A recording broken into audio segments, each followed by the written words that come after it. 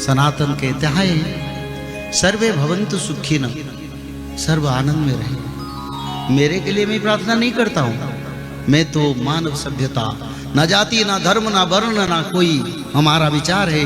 विचार तो है मानव है जो भगवान ने सृष्टि की है।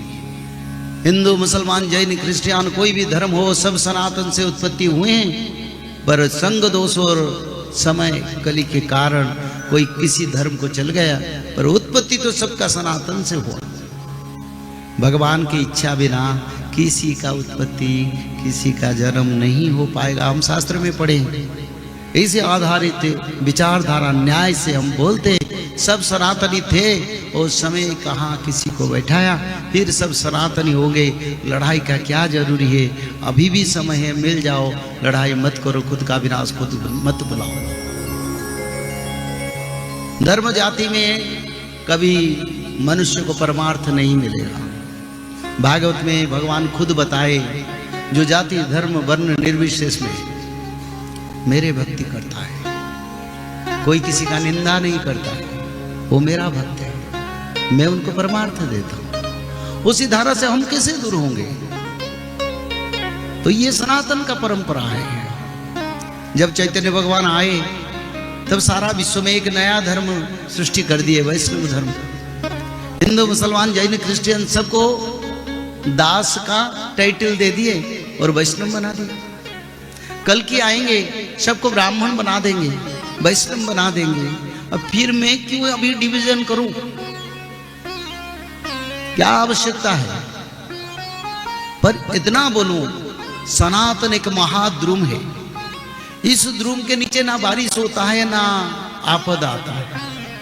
उसी द्रुम का सहारा ले लो, उसी वट वृक्ष के सहारे में सानिध्य में मानव आ जाए तो मानव का कल्याण होगा। क्योंकि हम ये शास्त्र में पढ़े हैं, सारा विश्व सनातन बनेगा। America, England, German, France, Japan, China, Pakistan, Indonesia, Thailand, Russia, Uzbekistan, Balochistan, जितने देश विश्व में, सभी देश में सभी मानव सनातनी बनेंगे। अगर बनेंगे उसका प्रस्तुत तो करेंगे। अब इसे नेगेटिव बोलने से वो लोग कैसे धर्म को आएंगे? धरती का भारा कैसे लाघव होगा? सिर्फ भारत में धर्म रक्षा होने से धरती का भारा लाघव नहीं होगा। भारत तो 10% जगह पर है, 90% जगह पर पाप बढ़ता जा रहा है। रक्तपात, जीव हत्या, भ्रूण हत्या, बहुत पाप बढ़ता है। और भगवान आते तो सारा धरती को लाघव करेंगे। भविष्य मालिका में लिखा है, विश्व में जितने देश, सभी देश में सनातन धर्म प्रतिष्ठा होगा। कल के भगवान घूम घूम के सारा विश्व में सनातन धर्म को पुनर्प्रतिष्ठा करेंगे। इसका अर्थ पहले प्रतिष्ठा हो चुका है, पर कलयुग में उसका परंपरा बदल गया। फिर सनातन आएगा। केवल जे सनातन धर्म को स्थापिवे प्रभु श्री नारायण आउ सब धर्म हेव चूर्ण। इसका अर्थ क्या है? कोई धर्म नहीं रहेगा, केवल सनातन को धरा पर स्थापन करेंगे। बोलिए जगन्नाथ भगवान। बहुत बड़ा विनाशकारी समय आएगा। कौन बचेंगे? जो लोग त्रिकाल संध्या करेंगे, जो लोग माधव नाम भजन करेंगे, जो लोग भगवत महापुराण, श्रीमद् भागवत महापुराण, में भगवत गीता का बात नहीं कर रहा हूं, मैं श्रीमद् भागवत महापुराण का बात कर रहा हूं। शाकाहारी बन के त्रिकाल संध्या करना पड़ेगा। ब्राह्मण मुहूर्त पर उठ के त्रिकाल संध्या, मध्याह्न संध्या, सायं संध्या, 3 संध्या करना पड़ेगा। और 3 संध्या के साथ साथ भागवत जी महापुराण को ब्राह्मण मुहूर्त से रात 12 तक किसी समय एक अध्याय पढ़ना पड़ेगा। और निरंतर माधव नाम को भजन करना पड़ेगा। और माधव नाम भजन करने से क्या होगा?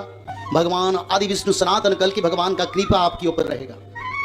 जब यहाँ गोलियां बरसेगा, मिसाइल बरसेगा, पंचवत का प्रलय होगा, तब माधव नाम भज के भक्त लोग रक्षा हो जाएंगे। और तृतीय विश्व युद्ध के बाद सत्य युग का आगमन होगा। जय श्री माधव। जल प्रलय, महामारी और भूकंप, अग्नि प्रलय, वर्ल्ड वार 3 और महाविनाश, ये तो एक दिन होना ही है। लेकिन इस सब से आप बच कैसे सकते हैं? सबसे पहले नॉनवेज खाना छोड़ दीजिए, अंडा भी नहीं खाना है, और किसी भी तरह का नशा मत करिए, और गलत काम मत कीजिए, और सत्य, प्रेम, दया, क्षमा और शांति का आचरण कीजिए। और 3 चीज कीजिए, उसमें से सबसे पहला है त्रिकाल संध्या यानी त्रिसंध्या। उसको दिन में 3 बार करते हैं। जैसे सुबह में करते हैं ब्रह्म मुहूर्त में, सुबह सुबह 4 बजे से लेकर के 6 बजे के बीच में आप कभी भी कर सकते हैं। लेकिन आपको समय नहीं मिला तो समय आप आगे पीछे कर सकते हैं, आधा घंटा 1 घंटा पीछे कर सकते हैं। दोपहर में 11:30 बजे से लेकर के दिन का 1 बजे तक कर सकते हैं, उसके बीच में शाम को 5 बजे से लेकर के 6:30 बजे तक कर सकते हैं। दिन भर में 1 बार नहा के त्रिकाल संध्या जरूर करें। बाकी समय आप हाथ पैर मुंह धोकर भी कर सकते हैं, और 3 बार आप श्री गंगे बोल करके स्टार्ट कर सकते हैं। जो दूसरा उपाय है वो है श्रीमद् भागवत महापुराण पठन। दिन में 1 अध्याय जरूर पढ़ें, दिन भर में 1 अध्याय जरूर पढ़ें। वो भी ना हो सके तो 1 पन्ना तो जरूर पढ़ें। अगर उतना भी समय नहीं है तो 1 श्लोक जरूर पढ़ें। तीसरा उपाय माधव नाम का जप करें, निरंतर करें, कोई भी काम करते हुए करें, हमेशा माधव नाम का जप करें। त्रिसंध्या का पीडीएफ, श्रीमद् भागवत महापुराण का पीडीएफ और भविष्य मल्लिका का फ्री ई बुक भविष्य मल्लिका पुराण, ये सब आपको डिस्क्रिप्शन बॉक्स में मिल जाएगा। भविष्य मल्लिका के बारे में अधिक जानकारी के लिए आप भविष्य मल्लिका के वेबसाइट पर संपर्क कर सकते हैं भविष्यमल्लिका.com। और अधिक जानकारी के लिए भी कल्कि अवतार ऑफिशियल चैनल को देख सकते हैं, जहां पर मल्लिका के बारे में खुलकर बातें रखी गई है, जहां पर आप लगभग 1000 जितना वीडियो आपको देखने को मिल जाएगा। और भी आपको अधिक जानकारी जानना है त्रिसंध्या के बारे में और कोई आपको सवाल है तो नीचे दिए गए नंबरों पर आप संपर्क कर सकते हैं।